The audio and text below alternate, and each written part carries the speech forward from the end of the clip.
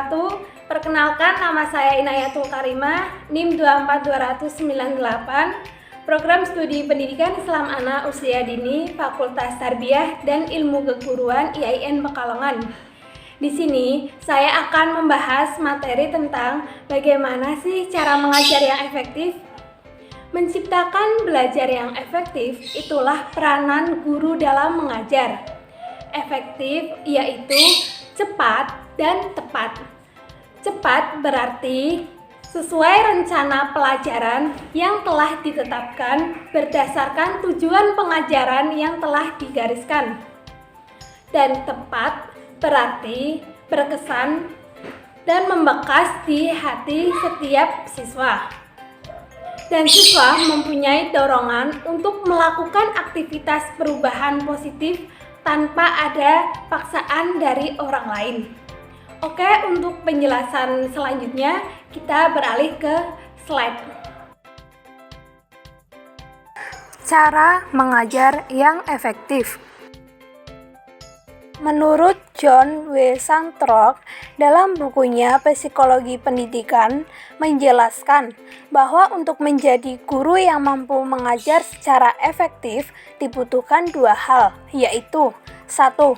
Pengetahuan dan keahlian profesional. 2. Komitmen dan motivasi. Pengetahuan dan keahlian profesional. Guru yang efektif menguasai materi pelajaran dan keahlian atau keterampilan mengajar yang baik. Pengetahuan dan keahlian profesional meliputi 1.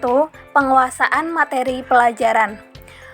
Guru yang efektif dapat menguasai fakta, istilah, dan konsep umum setiap materi yang akan diajarkan, menguasai dasar-dasar pengorganisasian materi, mampu mengaitkan berbagai gagasan, menguasai cara berpikir dan berargumentasi, mengetahui pola perubahan dalam satu pelajaran, mempunyai kepercayaan terhadap mata pelajaran, dan mempunyai kemampuan mengaitkan pelajaran dengan materi lain dalam disiplin ilmu yang berbeda.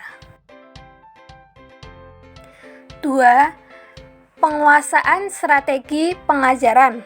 Menurut pandangan konstruktivisme, guru bukan sekedar memberi informasi ke pikiran anak, tapi juga mendorong anak untuk mengeksplorasi dunia mereka, menemukan pengetahuan, merenung, dan berpikir secara kritis. Adapun menurut pandangan tradisional, guru harus mengarahkan dan mengontrol cara belajar anak.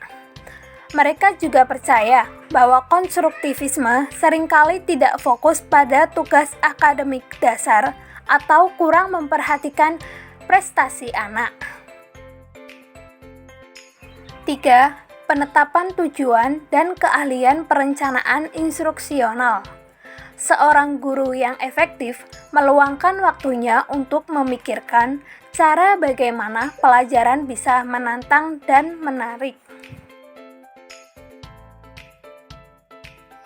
4. Keahlian motivasi.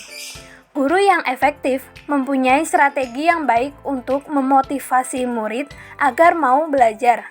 Murid akan termotivasi bila diberi kesempatan untuk belajar di dunia nyata agar menemukan sesuatu yang baru dan sulit, memilih sesuatu sesuai minatnya, berpikir kreatif dan mendalam untuk mengerjakan tugas mereka sendiri. 5. Keahlian berkomunikasi. Guru yang efektif mampu mengatasi hambatan komunikasi verbal, memahami komunikasi nonverbal anak, memecahkan konflik secara konstruktif, berinteraksi dengan orang tua, bagian administrasi, dan lain-lain, tidak terlalu banyak mengkritik, menggunakan gaya komunikasi asertif, serta meningkatkan kemampuan komunikasi murid. 6. Sadar kultural atau multi-etnis. Seorang guru yang efektif paham latar belakang kultur murid, sensitif terhadap kebutuhan murid, mendorong murid untuk menjalin hubungan yang positif, menjadi mediator kultural, menjadi perantara antara kultur sekolah dan kultur murid, terutama mereka yang kurang sukses dalam bidang akademik. 7. Keahlian teknologi. Guru yang efektif tahu bagaimana cara menggunakan komputer dan cara mengajar murid untuk menggunakan komputer untuk menulis dan berkreasi. Dan yang terakhir, komitmen dan motivasi.